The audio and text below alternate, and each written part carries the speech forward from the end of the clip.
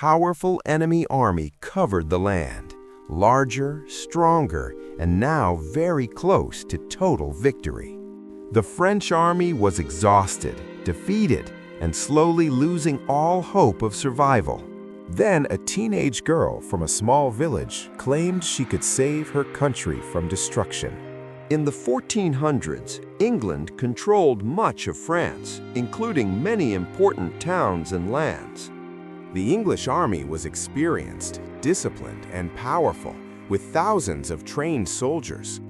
The French forces were low on morale and resources, and defeat seemed very close. One key city remained, Orléans, the final barrier standing in the enemy's path. If Orléans fell, France might lose the war completely and never recover. Far from the battlefield lived a 17-year-old peasant girl named Joan, unknown to history. She believed God had chosen her to save France and change its fate forever. She asked for an escort to meet the French prince and deliver her message. "For the fate of France rests on our courage."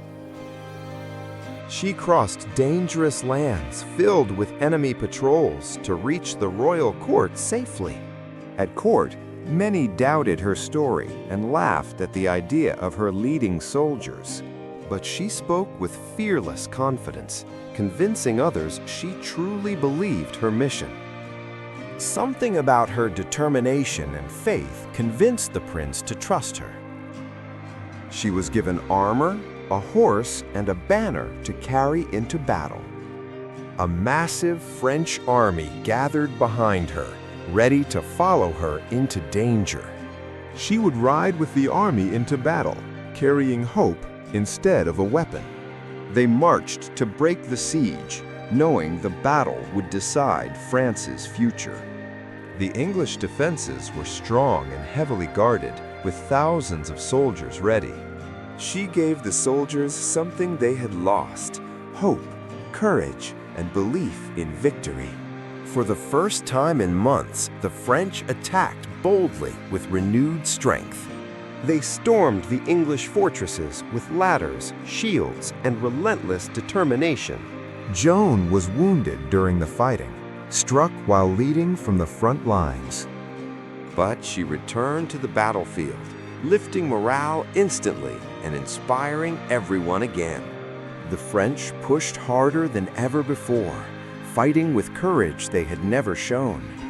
One by one, English defenses fell as the French army refused to retreat. The Siege of Orléans was broken, and the enemy was finally forced back. France had its first great victory in years, and hope spread across the kingdom.